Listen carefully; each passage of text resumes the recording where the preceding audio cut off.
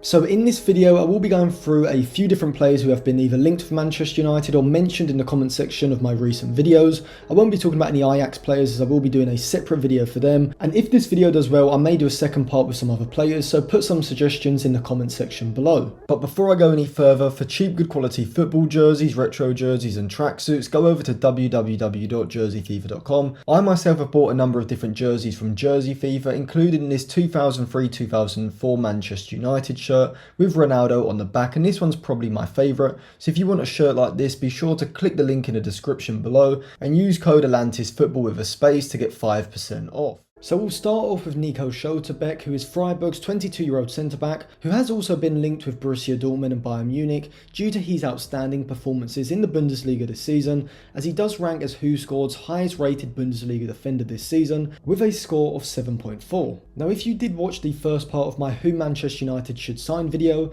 you'll see that Schlotterbeck wasn't the player I suggested United sign at centre-back, but that's not because I don't think he would be a good signing for United. It was more that the player I suggested, which was Fikayo Tomori, is further along in his development, and right now I do think Tomori is one of the best centre-backs in Europe. But if United couldn't sign either Tomori or Rudiger, who I think is likely to move to either Bayern Munich or Real Madrid, or even stay at Chelsea instead of going to Manchester United, then Schlotterbeck would be the centre-back that I would go for, and I would be very happy with Schlotterbeck alongside either Varane or Lindelof at centre-back next season. This is because Schlotterbeck is a left-footed ball-playing centre-back who is a good forward passer, able to ping long passes out to the flank or over the back line, as well as having the composure and technique to play out when under pressure. Defensively, he's a front foot, strong tackling defender, very good at stepping out of the back line assertively and putting in a well-timed standing or sliding tackle. His FBref report alone shows how exceptional he's been in the last 12 months, as when compared against every other centre-back in Europe's top 5 leagues, he ranks in the 80th percentile or higher for aerial duels won, blocks and interceptions, whilst also sitting in the 95th percentile for tackles, and this season in the Bundesliga, he's recorded 2.6 tackles per 90, only being dribbled past 0.6 times, giving him a tackle success rate of just over 81%. So his defensive output is very impressive, but so is his ball playing ability, as he ranks in the 98th percentile for dribbles, the 84th for progressive carries, and the 89th for progressive passes, whilst also ranking in the 80s and high 90s for chance creating and goal scoring metrics as well. So it's fair to say that Schlotterbeck would be perfect for Ten Hag's system, and I would probably say that he'd be as good a signing as Tomori, and signing either would be an A-star signing in my opinion. Schlotterbeck also has just 1 year left on his contract at Freiburg, so could be available for as little as 20 to 25 million, which would be half of Tomori's likely fee. I would be more confident of Tomori's ability to continue this form into the Premier League and for the next few seasons, which does give the former Chelsea player a small edge, but only just. If Manchester United wasn't Schlotterbeck's destination, I think he'd be a fantastic replacement for Rudiger at Chelsea should he leave, playing on the left of a back three, or Rudiger could even move into the central centre-back position as well, with Schlotterbeck also being a massive improvement on Gabriel for Arsenal and could be a good option for Bayern Munich. Should Nagelsmann want to continue with a back three and use Lucas and Hazard either side of Schlotterbeck, and I think even Barcelona should be pursuing him as a long-term partner for Orejo in Xavi's defence. The next player is Borussia Dortmund's Rafael Guerreiro, who is 28-29 in December and is an offensive, versatile left-back who could play as an overlapping fullback, holding his width on the left side, or as an inverted fullback moving in field into a central midfield position, or even as a left wing-back in a back five. He reminds me of Jordi Alba due to his diminutive build, but also being rapid, which allows him to make quick forward runs after exchanging passes down the left flank, and in the final third he can either make over or underlapping runs, and when in crossing positions he has top-level delivery, and this can be seen from his FBref report, where he ranks in the 78th percentile for expected assists and the 91st for shot creating actions, but he's also a goal scoring threat as well, ranking in the high 90s for non-penalty XG and non-penalty goals, and this is because of his shooting ability around the box, which has seen him score 5 goals in 23 games this season in all competitions, meaning he's scoring around 0.24 goals per 90, which is as good as some wingers. He would be perfect for Ten Hag's system from a tactical point of view,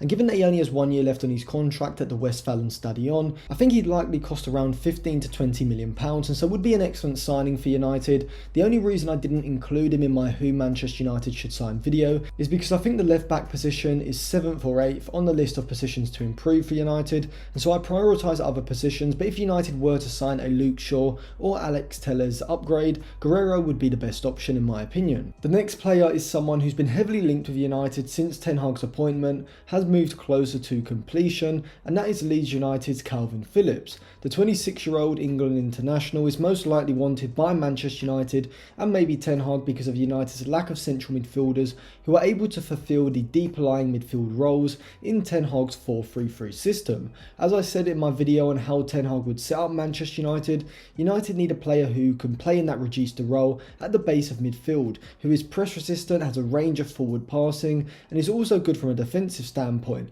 in terms of his positioning, pressing and tackling. And Kalvin Phillips would certainly be a better option than what United currently have. Having the composure and technique to drop deep in midfield and play out under pressure, and being able to ping passes out to players on the flanks. At Leeds and with England at times, Phillips has played in midfield roles that require positional adaptation, with him sometimes being asked to drop as a deepest midfielder, pull wide or deep, or push up in between the lines. And this would certainly make him a good fit from a tactical point of view in Ten Hag's tactically fluid 4-3-3 system. However, whilst I think Phillips would be a decent signing for United, I don't think United should make the move. The first reason is the cost. Despite having a contract until 2024, it's reported that Leeds are demanding £60 million,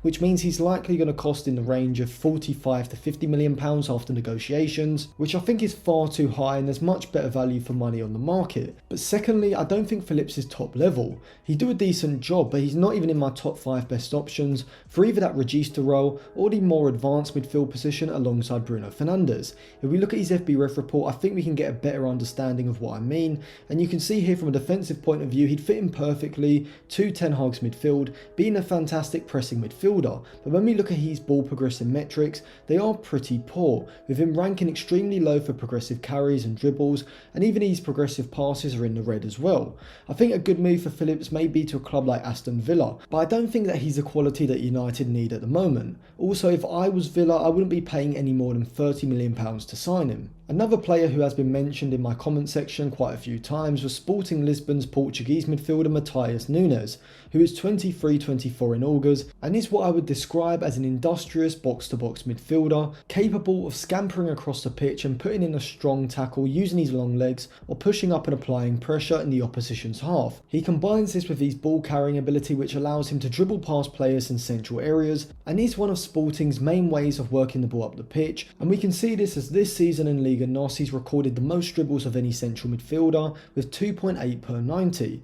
However, I don't think he's the right type of central midfielder for Ten Hag's system. Yes, he would fit into the pressing and defensive system, providing the ability to win the ball back high up the pitch or in the centre of midfield, but I don't think he has the creative passing or range that United need from a player alongside the regista and Bruno Fernandes in the midfield three. This player needs to be more of a deeper line playmaker, able to thread passes into players between the lines and switch to play with long raking balls, and I just don't think that these are Nunes' best attributes. I think he'd be far better in a side that use a quicker transition in attack, who look to play the ball into him when the opposition's midfielder high up the pitch and allow him to drive forward with the ball. He could play in a midfield double pivot alongside more of a sitting ball winner in a midfield three as a balance between an advanced creator and a defensive midfielder, or he would even suit playing as a wide midfielder in a midfield diamond or in a 5-3-2, where he can use his athleticism and tackling ability to provide the cover on the flanks. There are reports that despite his €60 million, which is around £50 million